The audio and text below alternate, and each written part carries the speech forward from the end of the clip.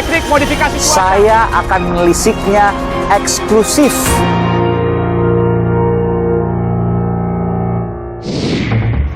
Stop berita COVID menggema di hampir seluruh Pulau Jawa. Digunakan untuk menenangkan jiwa dan menaikkan imunitas tubuhnya. Benarkah? Lalu bagaimana dengan fakta di luar sana?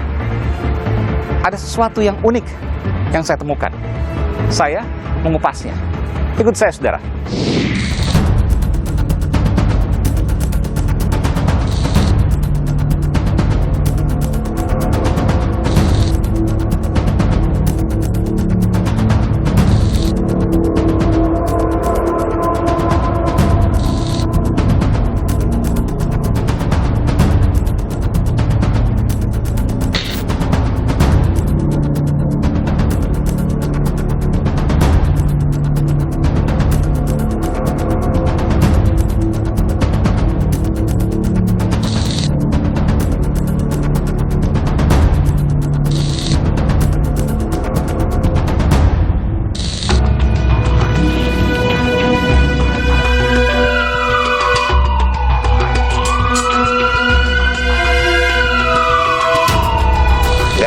Kalau ini dikondisikan, paham nggak? Kalau karantina di rumah sakit kan lumayan klaimnya. Aku juga udah ngerti. Ada salesnya namanya Bejo ya, mencari orang sakit, paham nggak? Untuk dipondokin di rumah sakit.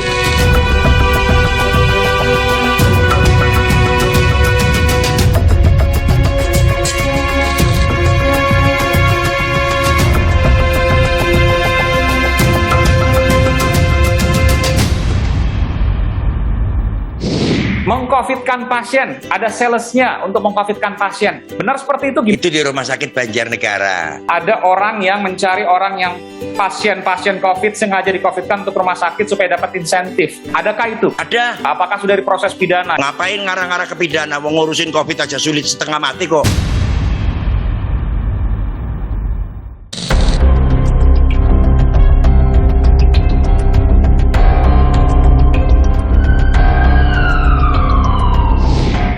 Ayah meninggal kira-kira pekan lalu, Mas ya? Betul, pekan lalu. Dan semua itu terjadi karena hoax. Anda yakin karena itu? Saya yakin.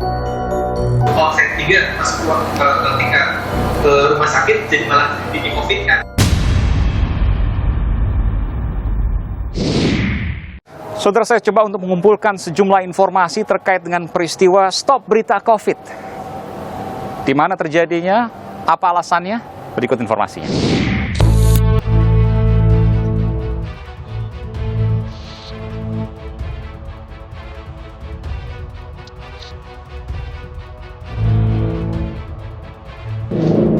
Saya sih kayaknya nggak ada loh, Mas.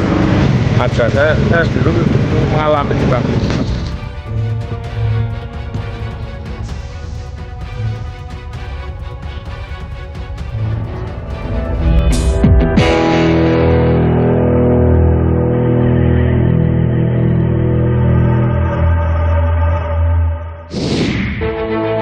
Keluarga di satu rumah meninggal setelah divaksin.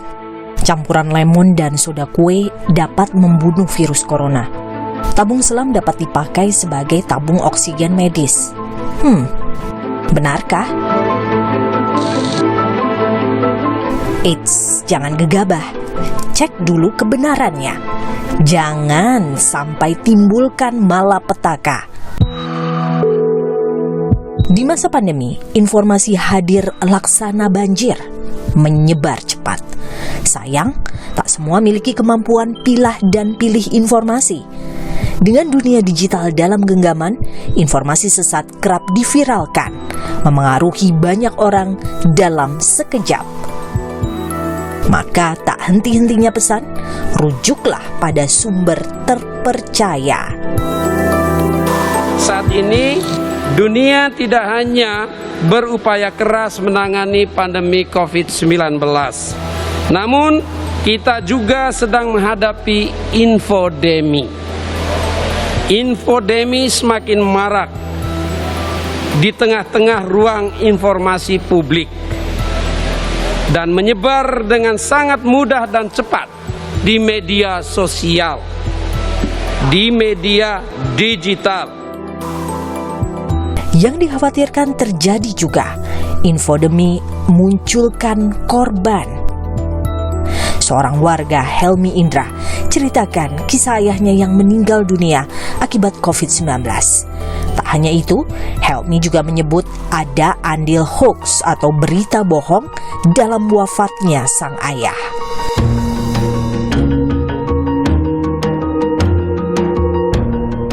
Ayah Helmi tunjukkan gejala COVID-19 awal Juli lalu, pusing, kehilangan indera penciuman atau anosmia, dan demam jadi gejala awal.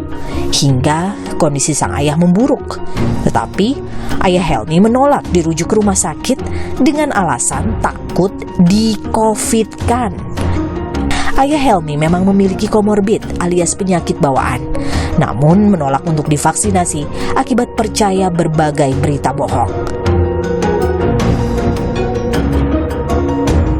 Sang ayah akhirnya rawat jalan di rumah.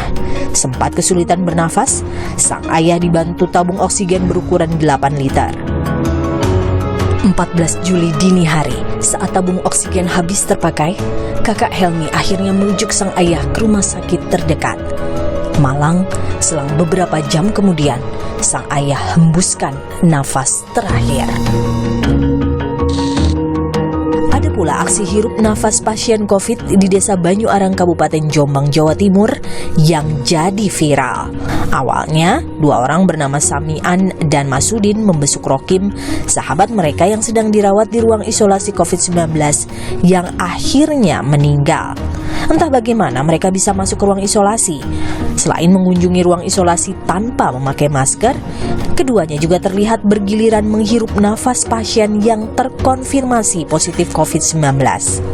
Video sempat viral lantaran Masudin yang juga terapis tunarungu meninggal pada 13 Juli lalu. Meski demikian, pemerintah Desa Banyuarang di Jombang, Jawa Timur mengungkapkan Masudin meninggal karena penyakit lambung akut, bukan karena tertular COVID.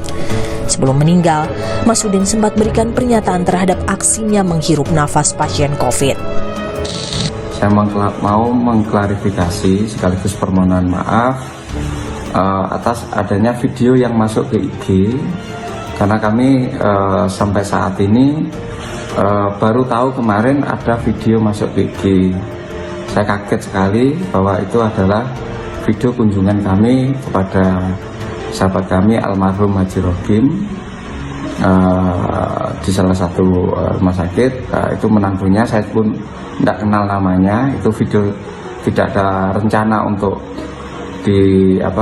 untuk dokumen pribadi karena beliau sakit.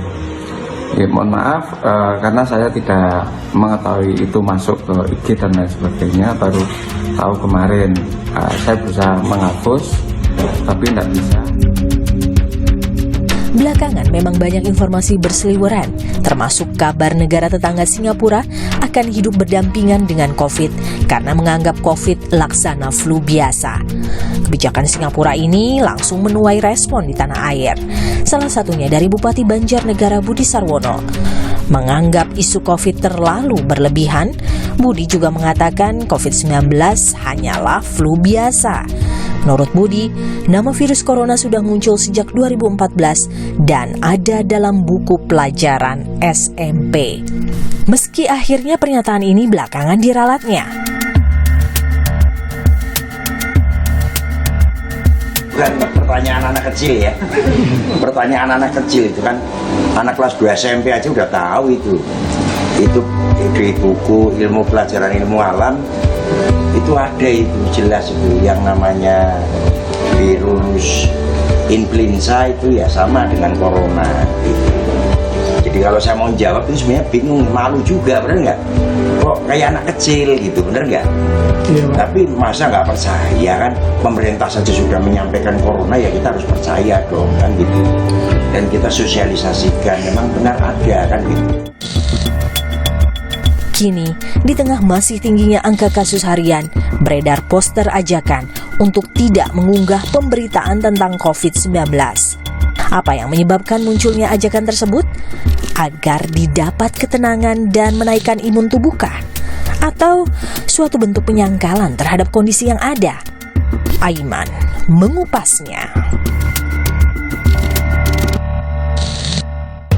Saudara, di masa pandemi COVID-19 ini ada istilah yang mungkin sebagian kita sudah mafhum, yakni infodemi. Banjirnya informasi yang datang hingga ke ruang-ruang privat kita. Apakah itu di handphone, apakah itu di gadget yang lain, ya.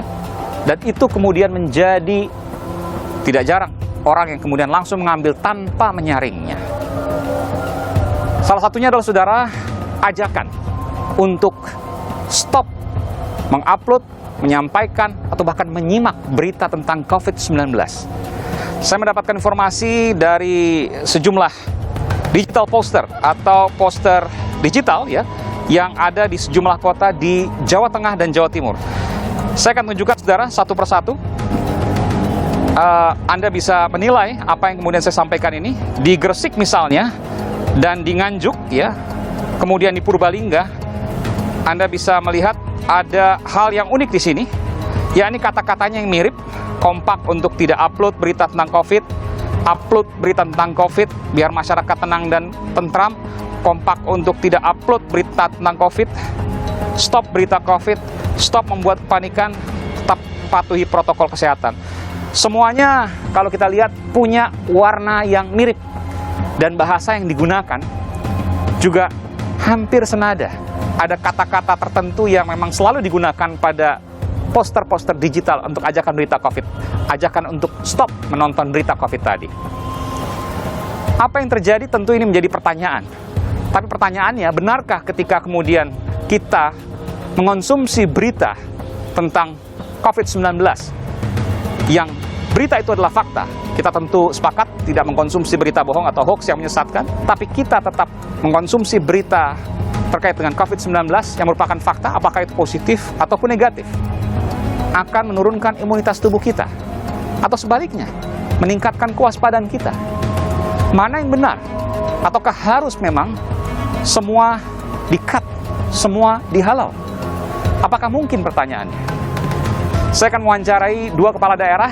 Yang pertama adalah Wali Kota Semarang Hendrar Prihadi, dan juga Bupati Banjarnegara Jawa Tengah Budi Sarwono atau Pak Wingcit, yang saya akan berbincang dengan keduanya sekaligus selepas jeda. Saya akan segera kembali saat lagi, saudara. Lumayan, sekarang pada pinter-pinter gitu. Dan kemarin saya sudah ketemu sama salesnya. Ada salesnya namanya Bejo, ya, mencari orang sakit, paham nggak? Untuk dipondokin di rumah sakit. Pak Bupati jelas disebutkan ada salesnya yang nyari. Ini gimana, Pak Bupati, pertanggungjawabannya? Jadi itu banyak orang yang melapor ke saya, Pak. Ini banyak sekali pasien-pasien yang dibawa dari desa ke rumah sakit. Saya akan melisiknya eksklusif